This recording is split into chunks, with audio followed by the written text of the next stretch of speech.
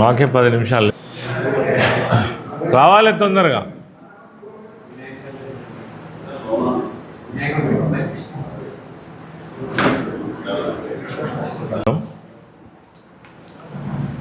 తెలంగాణ రాష్ట్రంలో కాంగ్రెస్ ప్రభుత్వం అధికారంలోకి వచ్చిన నాటి నుండి ముఖ్యమంత్రి రేవంత్ రెడ్డి అనేక ప్రజా వ్యతిరేక విధానాలను అవలంబిస్తూ చివరకు పేదలకు, సాధలకు, ఎస్సీ, ఎస్టీ, బీసీ, మైనారిటీ వర్గాలకు గత ప్రభుత్వంలో ఎంతో గొప్పగా విద్యా వ్యవస్థను అందించినటువంటి ఈ విద్యా వ్యవస్థను పూర్తి స్థాయిలో సర్వనాశనం చేసేటువంటి విధానాన్ని కొనసాగిస్తున్నారు. దీనికి అనేక ఉదాహరణలు ఉన్నాయి.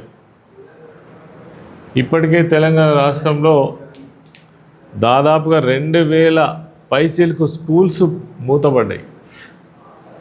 ఈ స్కూళ్ళలో చదువుకునేటువంటి వారు ఎవరు అనంటే గ్రామీణ ప్రాంతాల్లో ఉండేటువంటి పేద విద్యార్థులే. దాదాపు 1,26,000 అడ్మిషన్లు తగ్గిపోయినాయి. అదేవిధంగా గురుకుల పాఠశాలలు ఏవైతే ఒక ఉద్దేశంతో చదువుకు అనేక సంవత్సరాల నుంచి దూరంగా ఉన్నటువంటి పేదవాళ్లకు గురుకుల పాఠశాలల ద్వారా ఒక ఉన్నతమైనటువంటి విద్యను అందించాలనే గొప్ప సంకల్పాన్ని ఆనాడు కేసీఆర్ గారు అమలుపరిచి మొక్కుబడిగా ఉన్నటువంటి గురుకుల వ్యవస్థను దాన్ని పటిష్టం చేసి దాదాపుగా 1023 గురుకుల పాఠశాలలను స్థాపించి 7 నుంచి 8 లక్షల మంది పిల్లలకు నాణ్యమైనటువంటి విద్య, ఒక ఉన్నత కుటుంబంలో పుట్టినటువంటి విద్య అంటే పిల్లలకు ఏ విధమైనటువంటి సౌకర్యాలు ఉంటాయో ఆ విధమైనటువంటి సౌకర్యాలను కల్పించి ఒక విద్యార్థి పైన సంవత్సరానికి 1,20,000 రూపాయలు ఖర్చు పెట్టినటువంటి ఘనత కేసీఆర్ గారు. విద్యా వ్యవస్థను సర్వనాశనం చేసినటువంటి ప్రభుత్వంగా మనం ఇలా చెప్పుకోవచ్చు. అదేవిధంగా గురుకుల పాఠశాలలో ఇలా కనీసం పట్టెడు అన్నం చక్కగా పెట్టేటువంటి పరిస్థితి లేదు. 107 మంది విద్యార్థులు చనిపోయింది వివిధ కారణాలతోటి. కనీసం ఆ చనిపోయినటువంటి పిల్లల యొక్క చావులకు కారణమేందని తెలుసుకునేటువంటి పరిస్థితి కూడా ఇలా విద్యాశాఖకు బాధ్యత వహిస్తున్న ముఖ్యమంత్రి కావచ్చు, సోషల్ వెల్ఫేర్ మినిస్టర్గా కొనసాగుతున్నటువంటి జిల్లా మంత్రిగా ఉన్నటువంటి లక్ష్మణ్ కుమార్ కావచ్చు, కనీసం సోయి కూడా పట్టి కూడా లేదని కూడా ఈ సందర్భంగా నేను తెలియజేస్తా ఉన్నాను. అదేవిధంగా గురుకుల పాఠశాలలు నిర్వీర్యం చేసే ఉద్దేశంతో ఈరోజు ఈ రాష్ట్రంలో ఈ యంగ్ ఇండియా ఇంటిగ్రేటెడ్ స్కూల్ విధానాన్ని తీసుకొచ్చిందనడంలో ఎటువంటి సందేహం లేదు. ఎందుకంటే దేశంలోనే గురుకుల పాఠశాలల యొక్క ప్రాముఖ్యత ఎంత గొప్పగా ఉండేనో మనం చూసినాం. తెలంగాణ రాష్ట్రంలో నిర్వహిస్తున్నటువంటి గురుకుల పాఠశాలలు బ్రహ్మాండంగా జరుగుతున్నాయి.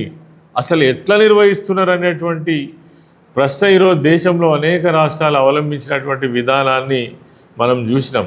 మరి అటువంటి ఆ గురుకుల పాఠశాల వ్యవస్థను సర్వనాశనం చేయడం కోసం కంకణం కట్టుకున్నటువంటి ముఖ్యమంత్రిని ఇలా మనం చూస్తున్నాం.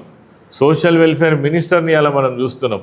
ఎందుకు అనంటే కేసీఆర్ గారు రూపొందించినటువంటి వ్యవస్థ కాబట్టి, గురుకుల పాఠశాల వ్యవస్థ ఉంటే కేసీఆర్ గారి మళ్ళీ గుర్తుకొస్తారు కాబట్టి ఆ పేరు దాన్ని ఎంత గొప్పగా అభివృద్ధి చేస్తే ఆ పేరు మళ్ళీ కేసీఆర్ గారికే వస్తుంది అనేటువంటి ఉద్దేశంతో గురుకుల పాఠశాల వ్యవస్థనంతా కూడా చిన్నాభిన్నం చేసి వాటిని ఇలా సౌకర్యాలు లేకుండా చేసి అందులో అడ్మిషన్ తీసుకోవాలంటేనే పిల్లల తల్లిదండ్రులకు భయపడేటువంటి పరిస్థితి ఇలా కనబడతా ఉంది గురుకుల వ్యవస్థలో.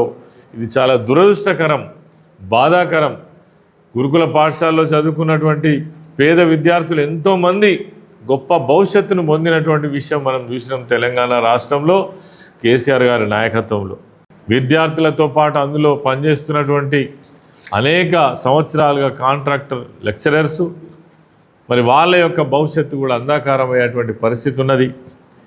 దీనికి సంబంధించి మరి బీఆర్ఎస్ పార్టీగా మేము తీవ్రంగా వ్యతిరేకిస్తూ ఈ జీవోను వెంటనే వెనక్కి తీసుకోవాలి, దాన్ని యథాతథంగా కొనసాగించాలనేటువంటి డిమాండ్ కూడా మా హరీష్ రావు గారు కావచ్చు, కేటీఆర్ గారు కావచ్చు, బీఆర్ఎస్ పార్టీగానే ఇప్పటికే మా నిరసన తెలియజేయడం జరిగింది. అన్ని ప్రాంతాల్లో కూడా విద్యార్థులందరూ కూడా ఇదే విషయం పైన ఏదైతే 97 జీవోను వెంటనే రద్దు చేయాలి, గతంలో ఉన్నటువంటి పరిస్థితిని కొనసాగించాలి, మమ్మల్ని బలవంతంగా తీసుకెళ్లి లేబర్ డిపార్ట్మెంట్లో ఉన్నటువంటి ఐటీఐతో కలపవద్దని మరి విద్యార్థులు మొర్రోని మొత్తుకున్నా కానీ వినకుండా దాన్నే అమలు చేసేటువంటి ప్రయత్నం అయితే ఈ ప్రభుత్వం చేస్తున్నది దారుణం. దీన్ని మేము తీవ్రంగా వ్యతిరేకిస్తున్నాం. ఈ జీవో వెనక్కి వెళ్ళేంత వరకు బీఆర్ఎస్ పార్టీగా గట్టిగా విద్యార్థుల తరఫున మరి నిలబడి కొట్లాడతామని కూడా ఈ సందర్భంగా తెలియజేస్తా ఉన్నాం. అదేవిధంగా కేసీఆర్ గారి నాయకత్వంలో గతంలో ఇదే వ్యవస్థను స్ట్రెంథన్ చేయడం కోసం అక్కడ ఏమైతే అవసరాలున్నాయో గుర్తించి దాదాపు 400 మంది పైచీలకు కాంట్రాక్ట్ లెక్చరర్స్ వాళ్లకు పర్మనెంట్ చేసి తర్వాత పదోన్నతులు కల్పించి ఈ పాలిటెక్నిక్ విద్యా వ్యవస్థను బ్రహ్మాండంగా తీర్చిదిద్దినటువంటి కేసీఆర్ గారి చరిత్ర ఒకవైపు ఉంటే, ఆ వ్యవస్థనే సర్వనాశనం చేయడం కోసం కంకణం కట్టుకున్నటువంటి ఈరోజు రేవంత్ రెడ్డి ప్రభుత్వం విద్యా వ్యవస్థ మీద ఒక దాడి మాత్రం చేస్తున్నదని ఈ సందర్భంగా మనం తెలియజేయవచ్చు. మరి ఇంత జరుగుతున్నప్పటికీ కూడా ఇక్కడ ఉన్నటువంటి ముఖ్యమంత్రి కావచ్చు, మంత్రులు కావచ్చు, బాధ్యతారాహిత్యంగా మాట్లాడుతున్నారు తప్ప అనేది వేలాది మంది విద్యార్థుల జీవితాలకు సంబంధించినటువంటి విషయం. దీనిపైన ఒక సమగ్రమైన ఆలోచన చేయాలి, దీనికి ఒక పరిష్కారం చూపించాలి అనేటువంటి పరిస్థితి మాత్రం ఈ రాష్ట్రంలో మనకు కనబడతలేదు.